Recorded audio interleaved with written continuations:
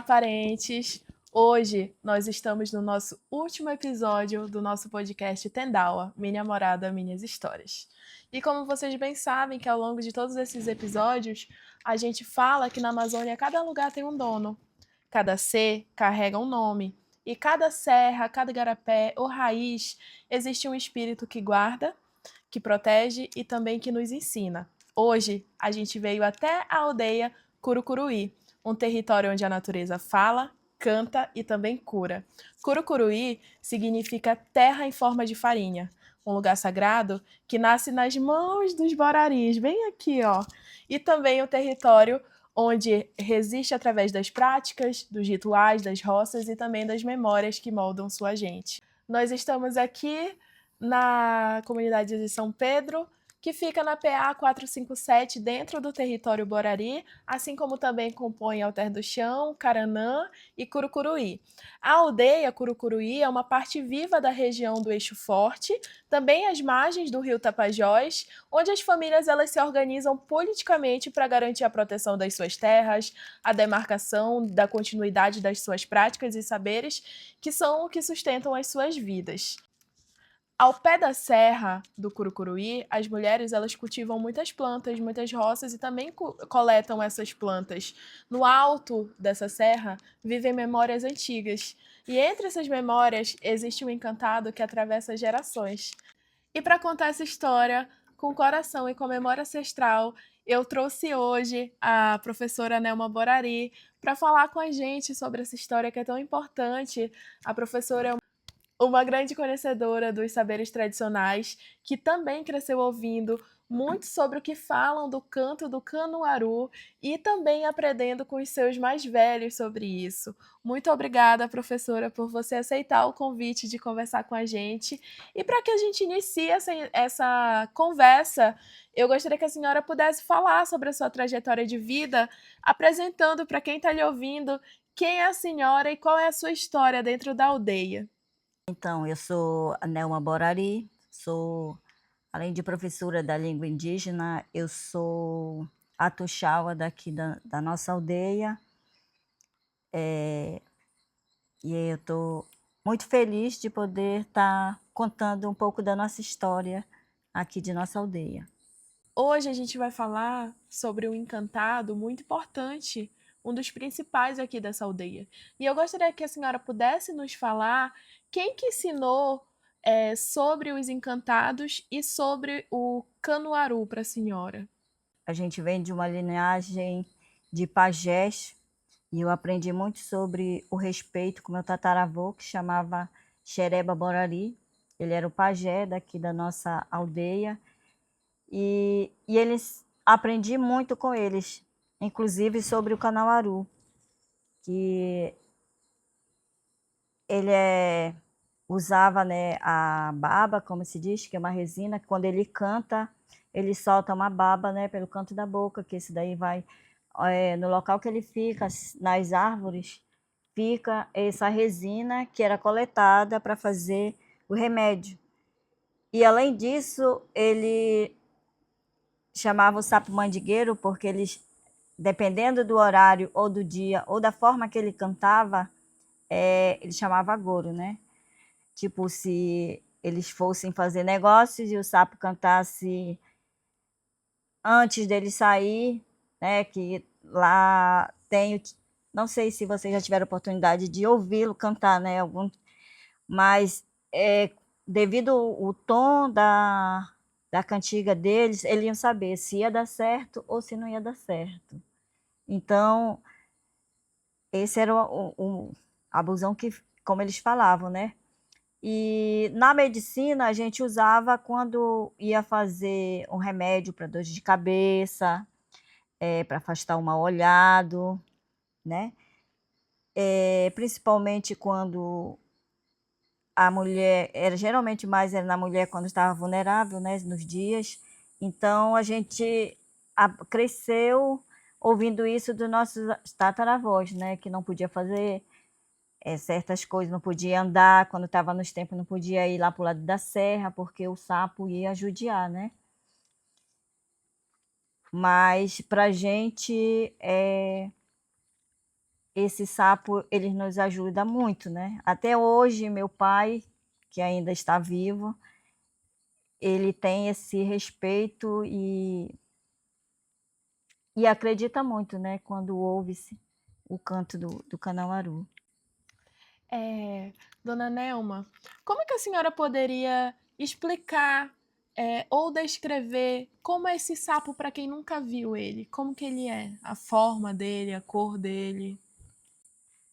Então, o sapo canauaru, geralmente ele canta, a gente tem uma árvore, digamos assim, centenária, lá em cima dessa serra, e é onde a gente ouve ele cantar, né, ele procura um lugarzinho escondido, pode ser entre as raízes, chama sapopema, né, o lugar mais escondido que tem, ou na copa das árvores. É um sapo preto,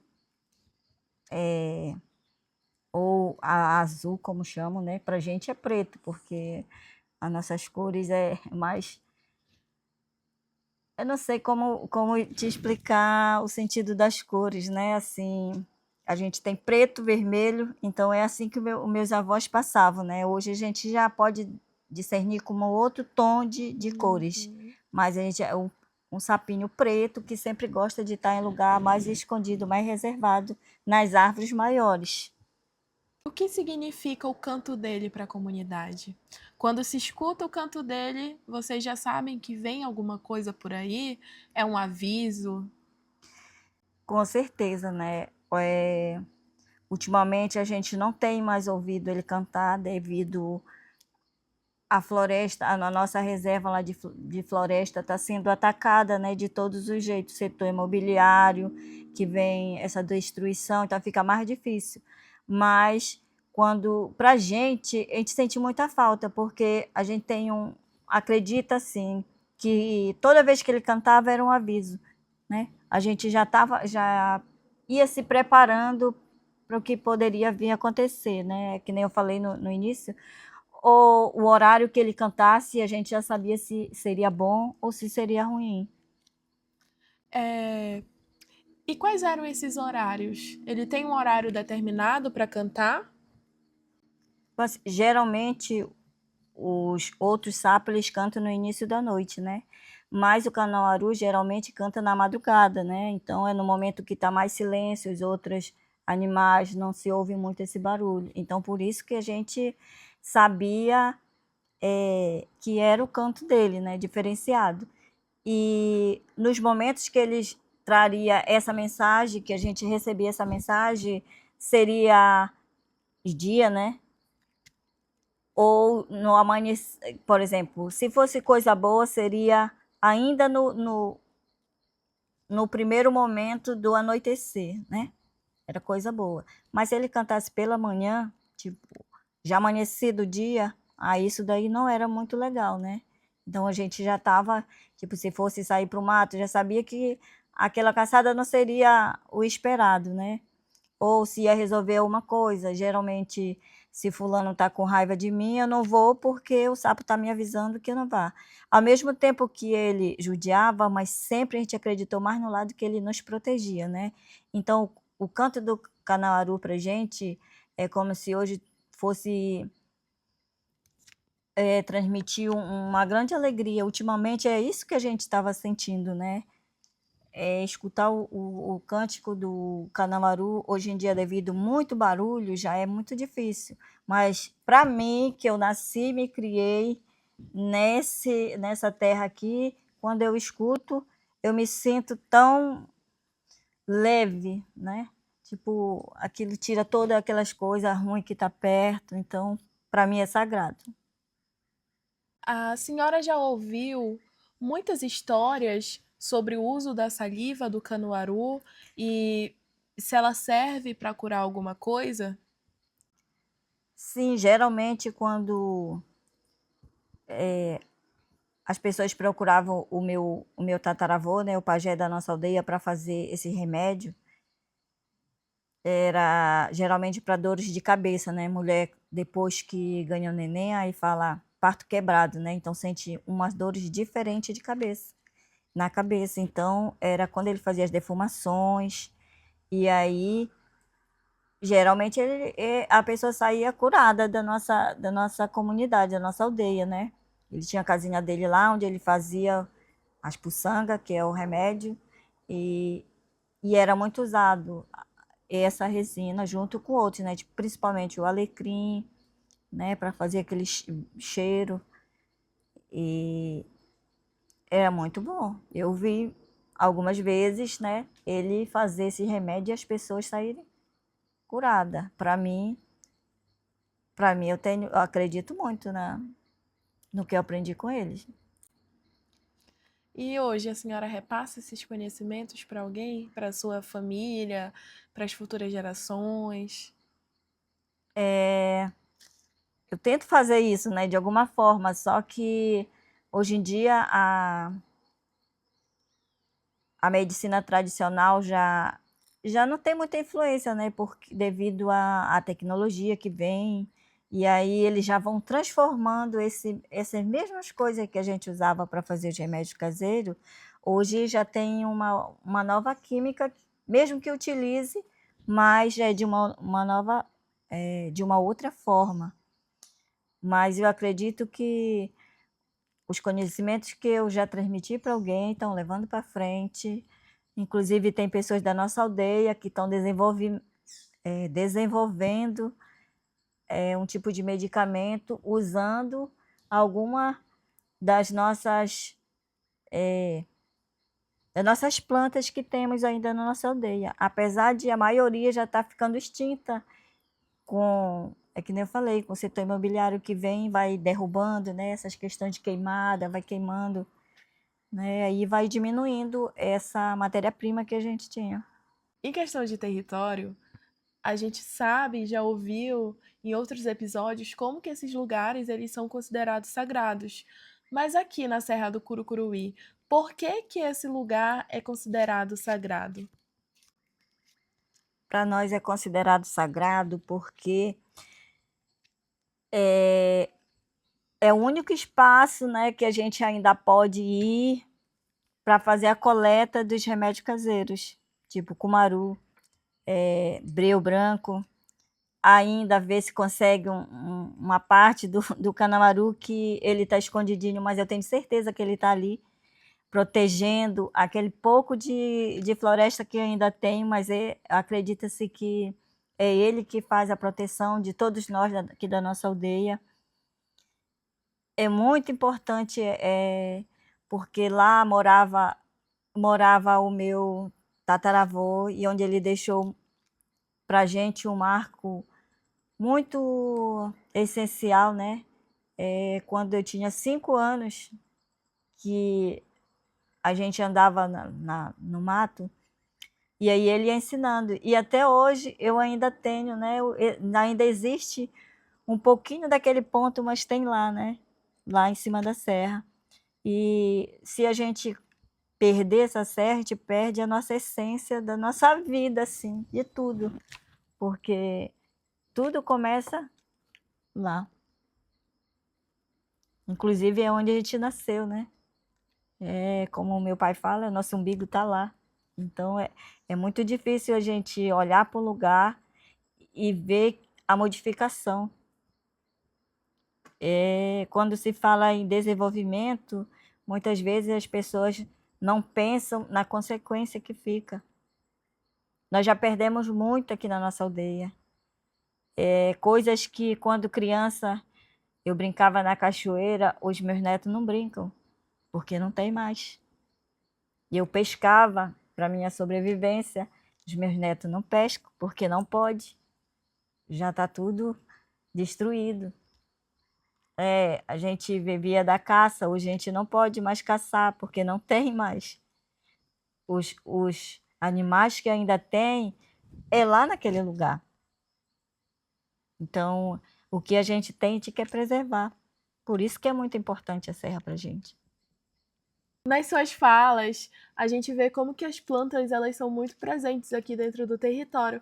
Inclusive, eu queria que vocês que estão aí do outro lado pudessem ver o lugar onde a gente tá, que é extremamente lindo, acolhedor, tá um friozinho hoje, porque a gente já começou o inverno amazônico, então as plantas elas se fazem muito presentes. Ao adentrar a comunidade, a gente também vê que tem uma samaúma muito grande.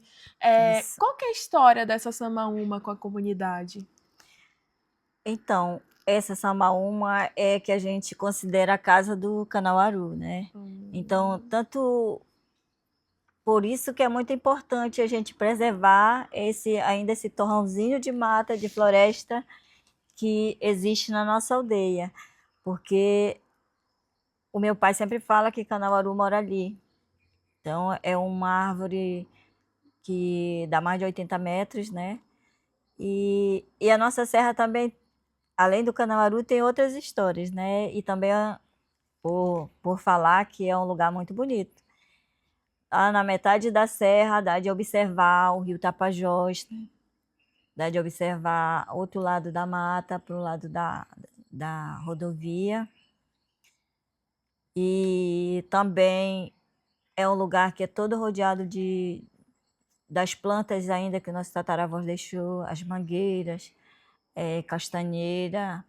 Eles, eles foram umas pessoas muito sábias, por isso que eu falo que eu aprendi muito com eles, porque eles plantavam as plantas frutíferas, as que tiravam para fazer os remédios, e também as plantas, assim como eles cultivavam, tiravam para fazer a roça, eles plantavam outras árvores.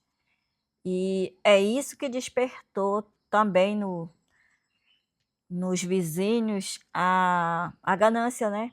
Pela retirada das árvores que, que ainda tinha o pau-brasil, né? Muitos pés. Tem cedro, tem castanheira, piquiá. Então, tudo isso daí, eles, onde cada roçado que eles faziam, eles plantavam, né? Outras árvores que iam ficar. Então, uma delas foi essa samaúma, que é o símbolo maior da nossa aldeia. A senhora acha que a luta pela demarcação aqui do território ajuda a preservar esses seres e essas plantas? Com certeza. Com certeza vai ajudar muito, porque nós estamos fazendo a nossa parte, né? E a gente espera que, assim como a Constituição foi feita para ser executada, e nós temos nosso direito de estarmos no nosso lugar, né? É uma coisa que não tem como a gente descrever um lugar que tu nasce, tu conhece de um jeito, e aí vem os impactos e a transforma.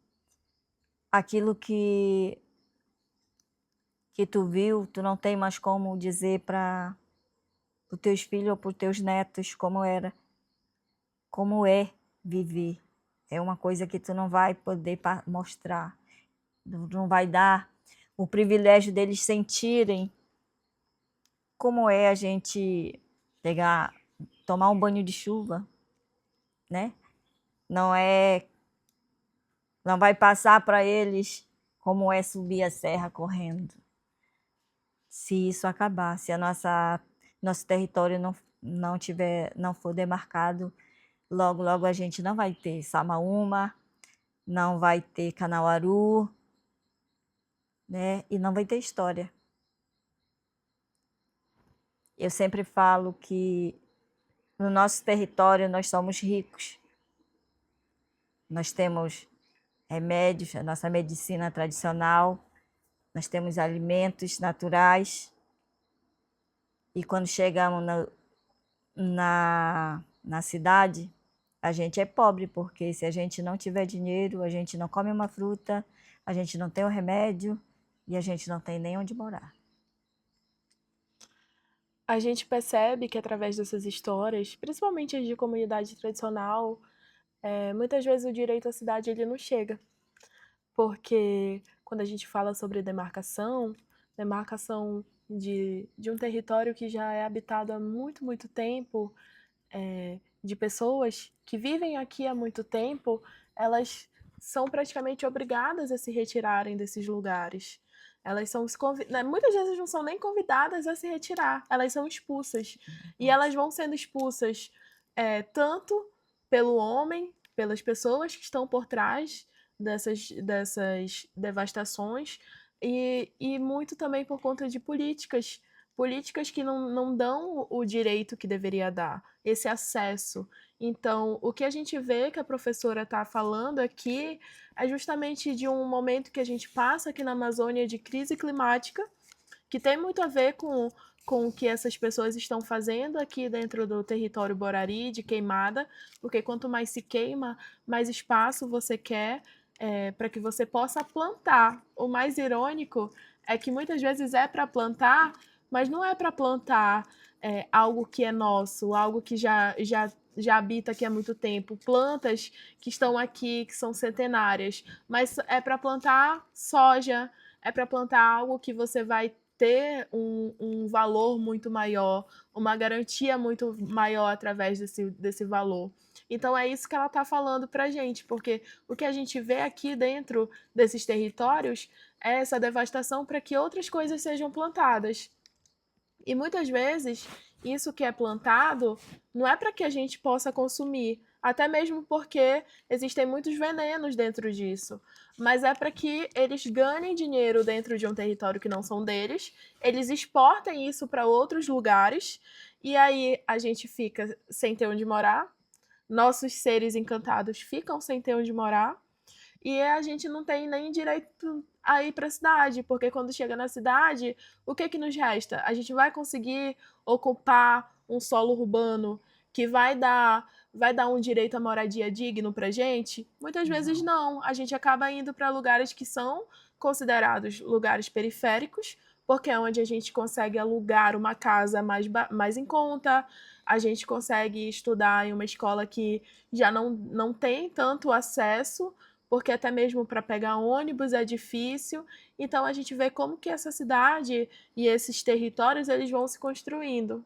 E voltando mais um pouquinho sobre essa relação entre as mulheres e as plantas, que se fazem muito presentes, a gente vê que as mulheres mais antigas desses territórios, elas possuem um papel muito importante, um papel que é de cuidado, um papel de preparo, de manejo entre as plantas, e que tem um afeto, que elas usam essas plantas geralmente para fazer um chazinho, elas usam essas plantas para curar também a parte mais espiritual, quando tem mal olhado, para um quebranto. Então, eu queria que a senhora pudesse me dizer como que a senhora enxerga essa relação entre as plantas e as mulheres nos dias atuais.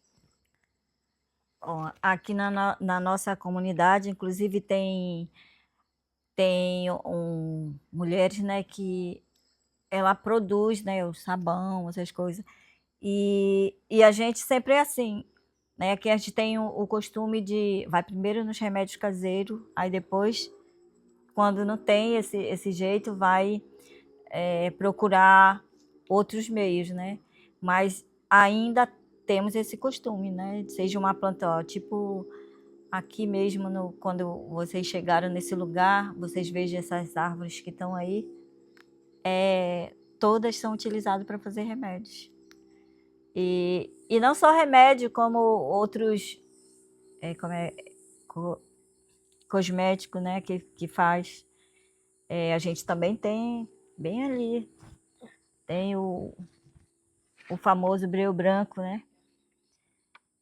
A gente tem o cumaru também, né? E, e eu posso dizer para vocês que eu posso provar que remédio caseiro cura mesmo. Porque eu sofri um acidente e fiquei com o corpo, várias fraturas no corpo.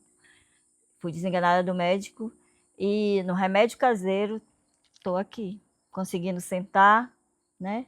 Conseguindo até falar, porque também foi quebrado, né? Então, com o remédio caseiro, a gente conseguiu. Mas não só a nossa serra foi abalada por esse desmatamento, como a savana. Aqui a gente tem um pouco de área que é a savana, que também tem muitas árvores que é utilizado de todos os meios para o meio de fazer os remédios caseiros. A gente utilizava também para fazer artesanato, né, coleta de artesanato. E as aves que tinham moram na savana, que são de savana, a gente utilizava também. A gente não matava, e sim coletava as penas para fazer os nossos artesanato, né?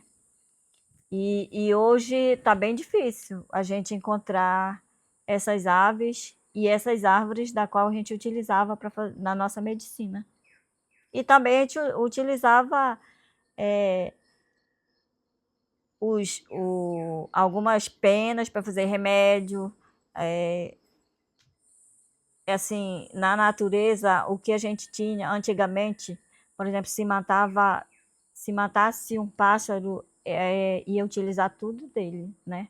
A gente não desperdiçava, que nem hoje em dia a gente vê as pessoas matando, pegando passarinhos no mato para vender, para deixar eles presos. A gente não fazia isso. Tanto é que quando o Ibama chegou para cá, a nossa casa era uma casinha de palha, por isso que a minha mãe fez a música da casa de palha. E a gente tinha várias aves. A gente tinha as casinhas das aves. E aí eles chegaram e disseram para minha avó, que eu morava com a minha avó, que a gente não podia fazer aquilo, porque era errado os pássaros estarem presos. E a minha avó disse que eles só entravam, assim como a gente, buscavam um lugar à noite para dormir, onde não molhasse, onde não fizesse muito frio, assim eram os animais. Eles estavam ali porque eles iriam descansar, eles iam passar a noite. E aí eles pegaram e abriram as casinhas. As aves voaram e depois voltaram, porque a gente só deixava eles guardados quando a gente saía e quando voltava eles soltavam. Mas macaco, outros tipos de pássaro que podia acompanhar, geralmente aqui toda casa que chegava encontrava papagaio, e aqui a gente chamava maracanã, né? Que tem um periquito e é da família deles lá, e o maracanã. Toda a casinha que você chegava aqui no território Borari, seja Alter do Chão, Caranã, Curucuruí, tinha um paneiro com umas aves ali. Era como se fosse, tinha galinha, tinha outra, mas tinha uma ave. E eu gostava do tucano. Então eu tinha um tucano e uma beija-flor, que eles soltaram e os bichinhos voltaram, porque como eu era criança, eu gostava de estar ali, né? No meio, que eles estivessem ali com a gente, mas a gente não prendia que nem hoje. Hoje fazem comércio, né? Das nossas aves. Outros encantados. A gente sabe que a gente tem o Canuaru aqui, mas você acha que existem outros encantados que também protegem a aldeia? Existem. Quando eu era menina, eu morava do outro lado do Igarapé. Passando daqui da PA, tem um Igarapé aí atrás. E aí a gente morava do outro lado. E tinha alguns dias, assim, não me lembro ao certo que tempo era, mas a gente escutava umas cantigas. Naquela hora tu entendia o que eles estavam falando, mas no momento que tu saía de perto, não consegue lembrar. E, e a minha tia diz que quando ela tinha mais ou menos 9 anos, lá nesse Igarapé mesmo, ela estava tomando banho com outras crianças e aí apareceu uma mulher e ensinou uma cantiga para ela. E outro dia eu esteve lá na casa dela, ela disse que ela ainda sabe. Mas o incrível é que ela canta, a gente ouve e repete com ela, mas não consegue assimilar. Eu não sei o segredo, mas só ela que sabe. E é quando eu falo assim que eu não vou poder mostrar para os meus netos, é nessa questão. Eu tive a oportunidade de ouvir os encantados na cachoeirinha cantando, mas hoje não existe mais a cachoeira, né? Então, quando eu falo que a demarcação é importante, ainda é que pelo menos a gente possa chegar naquele lugar, olha, aqui era uma cachoeira, que acontecia isso em determinada tempo havia festa, né, dos encantados.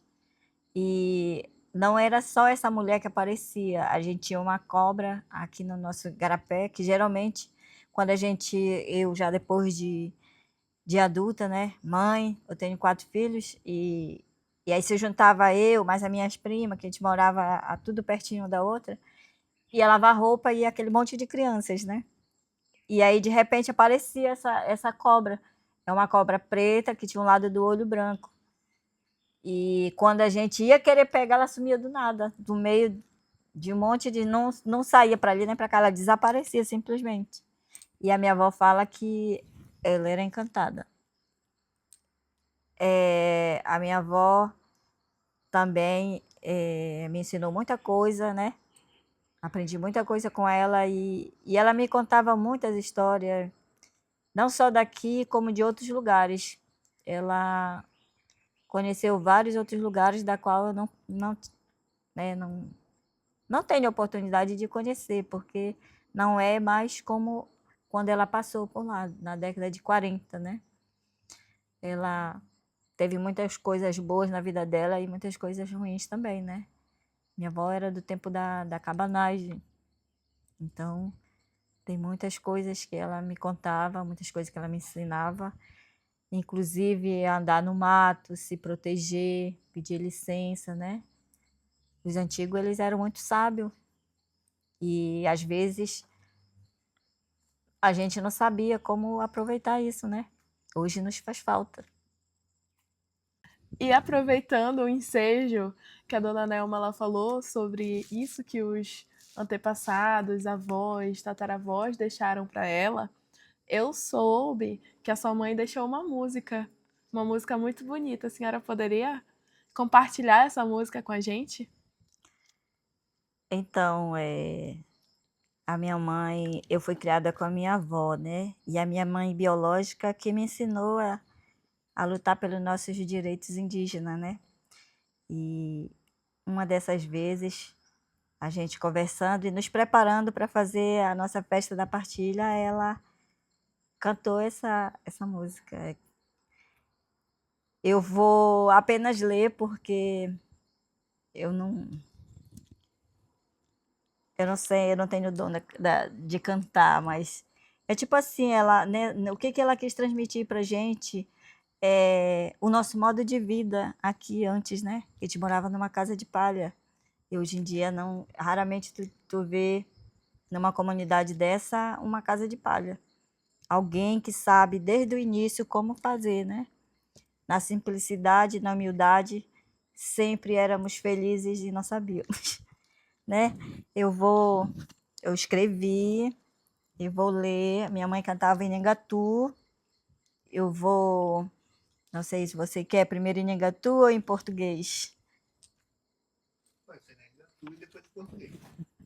Então vamos de Nhangatu, que é a língua mãe, e depois a gente ouve no português. O nome Serera no Paparité. No Paparité, Seruca, Caipi, Guá, Maié, Nazi. Ixé Cunhaçurara, Ixé Cucuruía Namaité. Peixi, Ajuricaba, Coeri. Canauaru, Angapuranga.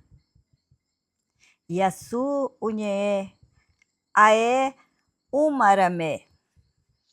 Canauaru, Canauaru. Canauaru por aqui, Indaiara, Borari. Canauaru, Muraquipi, Borari, Curucuruí. Minha casinha de palha, do jeito que eu nasci.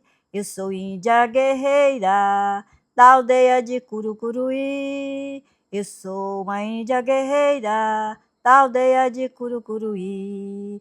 Vão, minhas guerreiras, e não brinquem com ninguém. Canauaru é mandingueiro, vamos ver se ele já vem. Canauaru é mandingueiro, vamos ver se ele já vem. Canauaru, Canauaru, protege o teu povo. Carnauaru, Carnauaru, protege teus povos. Borari de Curucuruí, protege os Borari de Curucuruí. Cueca Tureté. Ai, gente, que lindo! Nossa, gente, eu tô toda arrepiada. Eu tô imensamente feliz por conversar com a senhora. A senhora foi, assim, incrível. Trazer essa história, trazer essas músicas, a sua memória, a lembrança, a sua relação com as plantas, com o território. Eu fico completamente lisonjeada em terminar esse projeto hoje. Foram meses de preparação, da gente tentando trazer uma forma muito séria de como abordar essas narrativas históricas para que vocês possam entender que a gente não está falando aqui de algo folclórico, a gente não está falando de lenda, a gente está falando de uma realidade, algo que realmente existe. Porque essas formas atravessam gerações, essas histórias, elas estão aqui não somente como seres místicos, e eles não são algo que vão para os livros. Eles estão nas paisagens, eles estão na política, eles estão no cuidado, no manuseio, no afeto, em tudo. E eles estão principalmente na cultura, quando você repassa esses saberes para os seus netos, para os seus alunos. Hoje repassa para a gente, então a gente está muito feliz de ter vindo até a aldeia Curucuruí. O Canuaru, ele com certeza continua vivo, ele ainda ecoa com seu grito, mas também um grito de resistência, de alguém que tenta lutar, porque não somos só nós que tentamos resistir a tantas coisas, mas os seres encantados, eles estão aqui também para nos ensinar a resistir e para demonstrar que a força não é só tamanho. A força também é o que vem da natureza. A força está numa floresta que ela pode não falar, mas ela sempre nos escuta. E de fato, ela também canta. A floresta ela também está cantando. Então, eu finalizo aqui falando que eu sou a Adila Valente.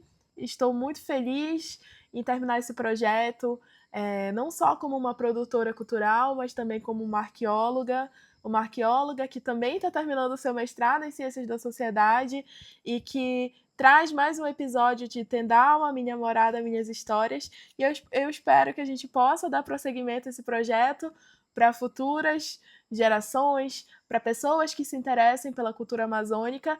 E também, muito obrigada a você que nos escutou, todas as nossas convidadas que a gente iniciou o nosso primeiro episódio com a Dona Neca, que também nos trouxe muitas memórias, nos trouxe música, e hoje a gente finaliza com a Tuxaua, né, uma Borari, que também nos deixou arrepiados e extremamente felizes aqui.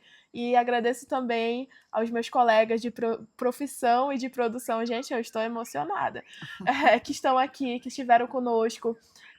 A gente iniciou esse projeto quando a gente ainda estava no verão e a gente finaliza hoje no início do inverno. Então a gente passou por dias ensolarados, mas a gente também viu as tempestades chegando. E eu sei que aqui esse projeto ele não se trata apenas de algo para ganhar like ou algo do tipo, mas se trata de seriedade, de pessoas que estiveram comigo, que toparam pegar um resfriado, que foi por debaixo de chuva, que foi em dias ensolarados. Durante o projeto eu furei meu pé também em floresta, então a gente passou por um bocado de coisa. Eu agradeço muito a minha produção, aos meus amigos que não mediram esforços para que a gente pudesse fazer esse projeto acontecer, e agradeço a vocês que também estão conhecendo a gente, e claro, a todo o apoio que a gente teve da Secretaria de Cultura, a Lei de Incentivo PENAB, também a Prefeitura de Santarém, a Zineira Produções. E é isso, gente. Muito obrigada. Até a próxima. Muito obrigada. Até o Irandé. Até o Irandé.